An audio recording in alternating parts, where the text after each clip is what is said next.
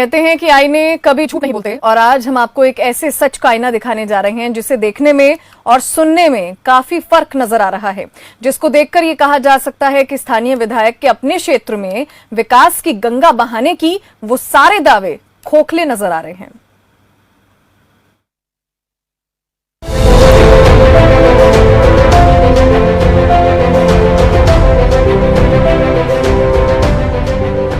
जी हाँ, हम बात कर रहे हैं भरतपुर सोहनद विधानसभा क्षेत्र की, जहां का विधायक गुलाब कमरो है। अगर बीते 5 सालों की बात की जाए तो अब तक लाख दावे किए जा चुके हैं, लेकिन धरातल पर विकास की गाथा कुछ और ही बयां कर रही है। दरअसल ये सच्चाई ग्राम मुख्तियार पारा की है, जहां ग्रामीण बच्चों को शिक्षित करने के उद्देश्य से शासकीय प्राथमिक शाला संचालित है, मगर दुर्भाग्य ही कहा जाएगा कि ये विद्यालय शासकीय भवन में नहीं बल्कि करीब 4 सालों से एक निजी भवन में संचालित है, जहां बच्चों को पढ़ाई के लिए जद्दोजहद करनी पड़ रही है। प्राइवेट दूसरे लोग का इस मकान में कर रहे हैं। हम लोग 3 साल से कर्जर हो गया है। 3 साल से यहाँ पर कब से आवेदन दे चुके हैं, बहुत बार, फिर भी नहीं कुछ हुआ है।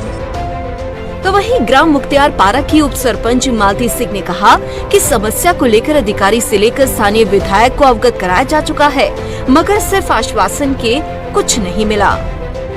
यहाँ तो किसी के प्राइवेट रूम में लग रहा है, इसके लिए आवेदन कई बार से दिए हैं, लेकिन अभी तक तो कोई रता पता नहीं है।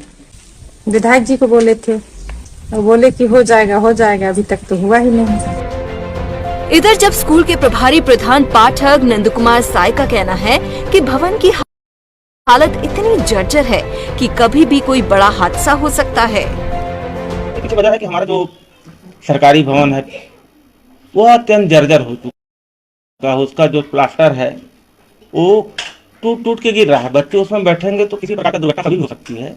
तो बच्चों के सुरक्षा के मद्देनजर हम लोग ने, पन्ना लाल जी हैं, शिक्षक हैं, इन्होंने अपना जो पर्सनल अपने लिए बनवाया हुआ भवन था, तो बोले कि बच्चों को ये भविष्य को दृष्टिगत रखते हुए हमारे बरामदे में आ जाइए और पढ़ाइए। इसलिए यहाँ पे बच्चों का पठन पाठन का कार्य किया जा रहा है। अब सवाल ये उठता है कि जहां सरकार बीते 5 सालों में शिक्षा को लेकर काफी गंभीर दिखाई दी, बावजूद इसके आज भी ये आलम धरातल पर क्यों जिसका तस बना है। तो वहीं स्थानीय विधायक अपने क्षेत्र में कई निर्माण कार्यों के लिए करोड़ों रुपए के भूमि पूजन करते देखे गए, तो फिर आज उनके ही क्षेत्र में शासकीय भवन क्यों नसीब नहीं हुआ। इससे साफ होता है कि इस क्षेत्र में विकास सिर्फ कागजों में ही सिमट कर रह गया।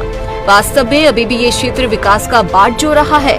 अब देखने वाली बात होगी कि आखिर कब तक इन बच्चों को नया भवन उपलब्ध होता है, या फिर निजी भवन के बरामदे में ही बच्चों का भविष्य गढ़ने का काम चलता रहेगा।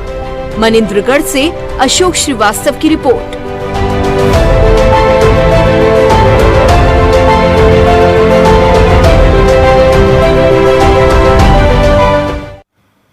बीते 8 अक्टूबर को